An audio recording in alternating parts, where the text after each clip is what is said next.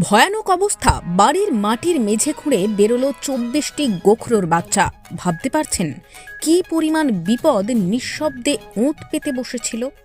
বনগাঁ থানার ধর্মপুকুরিয়া আদিবাসী এলাকা থেকে এক বাড়ির মাটির মেঝে খুঁড়ে উদ্ধার করা হয়েছে 24টি গোখরো সাপের বাচ্চা, 18টি গোখরো সাপের ডিম এবং একটি পূর্ণবয়স্ক গোখরো সাপ। জানা গিয়েছে পরশুদিন ওই গাড়াপোতা পোস্ট অফিসের ঠিক সামনে মোবাইল বিক্রয় ও রিপেয়ারিংয়ের সেরা ঠিকানা অমিত টেলিকম। বাড়ির গৃহবধূ প্রথমে দুটি গোখরো সাপের বাচ্চা মেঝের ওপর দেখতে পান। আতঙ্কে চিৎকার করতেই সাপ দুটি আবারও গর্তে ঢুকে যায়। পরের দিন সকালেও একই স্থানে একটি বাচ্চা সাপ দেখা যায়। এতে সন্দেহ হওয়ায় স্থানীয় সাপ উদ্ধারকারী বাপ্পা সাহার কাছে খবর দেওয়া হয়। খবর পেয়ে লাভ অ্যান্ড কেয়ার টিমের বাপ্পা সাহা ঘটনাস্থলে পৌঁছে বাড়ির মেঝের এক কোণে বড় গোখরো সাপের খোলস দেখতে পান। তিনি অনুমান করেন যে বড় সাপটি সেখানেই ডিম পেড়েছে এবং ডিম ফুটে বাচ্চাগুলি ঘরে ছড়িয়ে পড়েছে। এরপর যুদ্ধকালীন তৎপরতায় মেঝে খুঁড়ে একে একে উদ্ধার করা হয় 24টি বাচ্চা সাপ এবং 18টি ডিম। দীর্ঘ সময় খোঁজাখুঁজির পর প্রায় 1.5 থেকে 2 ঘন্টা পরে একটি বড় গোখরো সাপ উদ্ধার হয়। এরপর উদ্ধারকারীরা যখন মনে করছিলেন যে কাজ শেষ হয়ে গিয়েছে, ঠিক তখনই আরও একটি বড় গোখরো সাপের দেখা মেলে। তবে সেটিকে শেষ পর্যন্ত খুঁজে বের করা যায়নি।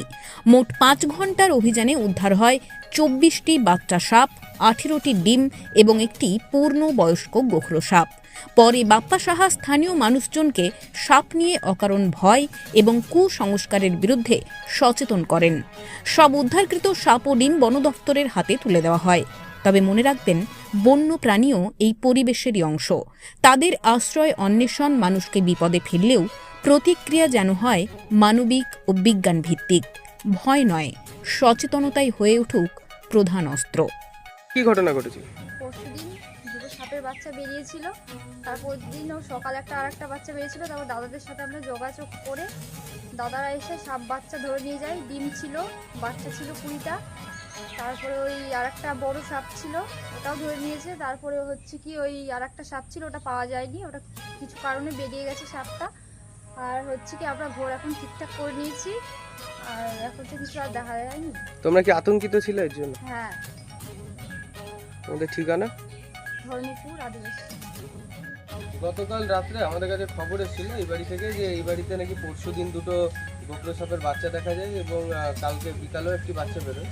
তো সেই মতো খবর পেয়ে আমরা আসি। এটা পাল্লা এলাকা। তো এই এলাকায় আসার পরে দেখি বাড়ির 5টা থেকে 6টা জায়গা, মানে 3টে ঘর, 2টো ডাইনিং, একটা বারান্দা, সবটাই মাটির বাড়ি। তো এর ভেতর অনেক বড় বড় গোখরো সাপের খোলস আমরা দেখতে পাই। তারপর একে একে সমস্ত ঘরগুলো খোঁড়া হয়। খোঁড়া হলে 24টা মতো গোখরো সাপের বাচ্চা এবং 18টির মতো গোখরো সাপের ডিম আমরা পাই। এবং পরে 2 ঘন্টার প্রচেষ্টায় একটি পূর্ণবয়স্ক মা গোখরো সাপ আমরা দেখতে পাই। তো এলাকাবাসীকে আমরা সাপ সম্বন্ধে সচেতন করেছি এবং বলেছি যে সাপে কামড়ালে কোনো ওঝা গুণিন ঝাড় দিতে চক্করে যেন না যায়। সোজা ডিস্ট্রিক্ট হসপিটাল বা বনগাঁ হসপিটাল আছে, তারা যেন সেই হসপিটালেই যায়।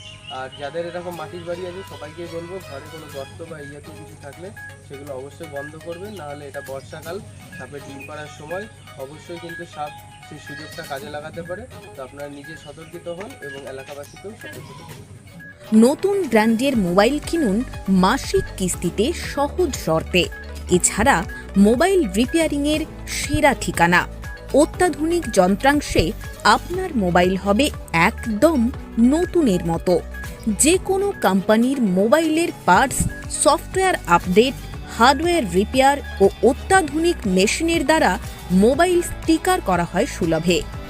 স্মার্টফোনের যে কোনো সমস্যার একমাত্র সমাধান অমিত টেলিকম। অমিত টেলিকম আপনার এলাকার সেরা মোবাইল সার্ভিস সেন্টার। ঠিকানা মনে রাখবেন, গাড়াপোতা পোস্ট অফিসের ঠিক সামনে।